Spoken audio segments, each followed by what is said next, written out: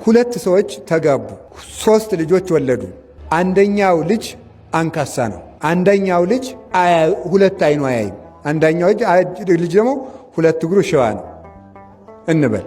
አንደኛው ልጅ 2 ጆሮዎቹ አይሰማም። እንዲህ ያለ 3 ልጅ ወለዱ። ሴትዮቱ ሽባው ልጅ ደግሞ የመጨረሻው ልጅ ቢሆን ትታው የሞተችው በመንፈቁ ነው። ለሰውየው ገንዘብ የለውም። እናትና አባቱ ቀድሞ ከማግባቱ በፊት የሞቱ ናቸው። ምንም መተዳደሪያ የለውም። እነዚህን ሰርታ የምታስተዳድርለት ሚስቱ ነበረች፣ ጥላበት ሞተች።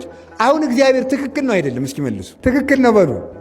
ሲደርስ ነው በጣም የሚከብደው ማለት። እንዴት ነው ይሄ ትክክል የሚሆነው ነው ጥያቄው የሚሆነው። እንዴት ሊሆን ይችላል? ለሚስቱ ቢያንስ እሺ ሰው አሁን ምንድን ነው የምንለው? እግዚአብሔር ስለፈቀደ ነው። እንዴት ነው እግዚአብሔር መልካም ነገርን እኮ ይፈቅዳል። እንዴት ለሰውየው ቢያንስ ሚስቱ ብትቆይለት እግዚአብሔር ደግ አይደል እንዴ ነው የምንለው ማለት ነው። እንዲያን የሚያደርግበት ፈጽሞ ሊመረመር አይቻልም በእውነቱ ማለት። አሁን ለምሳሌ ቅዱስ ጊዮርጊስ ልጇን ያዳነላት ሴት ምንድን ነበረች? ልጇ አይኑ እማያይ ነው፣ ደግሞ ሽባ ነው በእውነቱ ማለት ነው።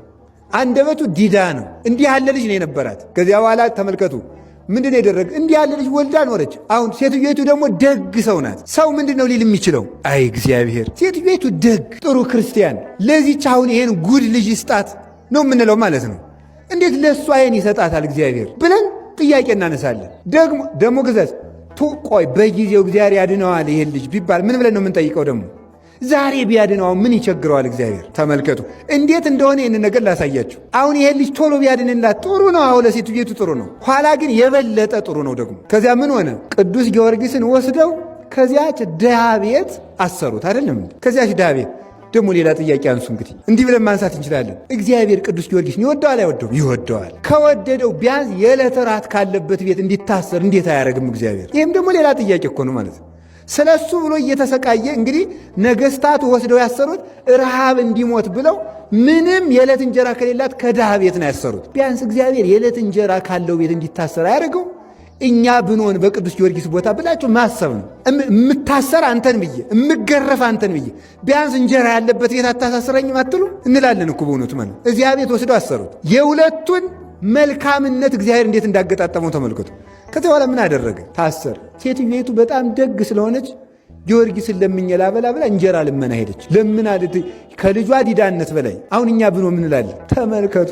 ራይ ድረስ ነው። እኛ ወገኖች ሃይማኖት ይጨምርልን እግዚአብሔር። ምን እንደምንለው ጊዮርጊስ ማለት በጊዜው በዚያ ቦታ በሊዲያ በሶሪያ ምድር ላይ በአገሩ አንደኛ ወንጀለኛ ሰው ነው። በሞቴ እንግዲህ ልብ ብላችሁ ስሙ። ያንን ወንጀለኛ ሰው እናንተ ቤት አምጥተው ቢያስሩት ምን እንደምትሉት? ሰውዬ ራስህን ቻል፣ እኔን ጨምረህ የወንጀለኛ ወዳጅ ልታስብለኝ ነው ምንበት?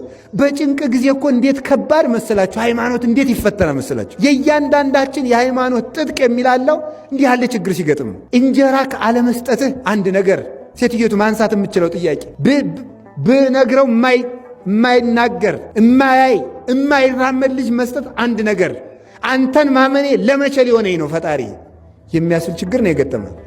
ደግሞ ይህንን ሁሉ ተቀብላ ለምን አልታበላ ከተማ ሄደች። እግዚአብሔር መጨረሻ ላይ መምጣት ያውቅበት የለ። ከዚያ በኋላ ተመልከቱ፣ በቅዱስ ጊዮርጊስ ጸሎት ከምሰሶ ጋር ነው ያሰሩት። የታሰረበት ምሰሶ 15 ክንድ ከቤቷ በላይ ወጣ፣ ለምልሞ ማለት ነው። ቅጠል አውጥቶ ቅርንጫፍ አውጥቶ ዴቴ ነገር ድግ። ከዚያ በኋላ ከቤቷ ደግሞ ሙሉ ጻዕዳ ህብስት በቢሙ ቤቷን ሞላው። ለምና ለጊዮርጊስ ቁራሽ ይዛ ስትመጣ እሱ በነጭ ህብስት ቤቷን ሞልቶላታል ማለት ነው።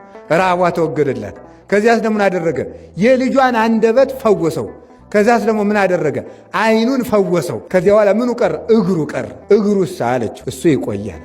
አሁን ጥያቄ ጠይቁ። አትበሳጩም እናንተ? አሁን ለምሳሌ እግዚአብሔር መቼም ቸር ነው፣ ኩራት እንዳልኮራ ስለሚያውቅ ለእኔ አሁን የፈውስ ሀብት ቢሰጠኝ ኖሮ ነው የለኝም አደራችሁ እና ቢሰጠኝ የተወሰነ 1-4 ህመም ኑሮባችሁ 3ቱን አድኘ ይህም በሌላ ቀን ብላችሁ ምለ አየቤተ ክነሰው ይኸው ደግሞ ለሌላ ቀን እኮ እንደው በቃ ደጅ ሊያጸናኝ እኮ ነው ስገድልኝ እኮ ነው የሁሉ ነገር ነው ምንለው አይደለም እንዴ? እሱን ሌላ ቀን አለ። ለምን ነው ተመልከቱ። ከዚያ በኋላ በዚያች ድሃ ምስክርነት ብዙ ሰው አመነ። በዛፉ መለምለም ብዙ ክርስቲያን አፈራ።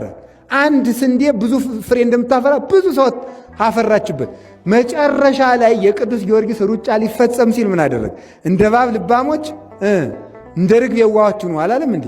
ከዛ ቅዱስ ጊዮርጊስ ሩጫውን የሚጨርስበት አክሊል የሚቀበልበት ጊዜ ሲደርስ ለንጉሱ ሄደና እስከ ዛሬ ተሸውጄ ተታልዬ ኑሮ አለ። ምን ነው ገባኝ። አሁን እንግዲህ ላጵሎ ልሰግድ ነው አለ። ልሰግድ ነው ልሰግድ ነው።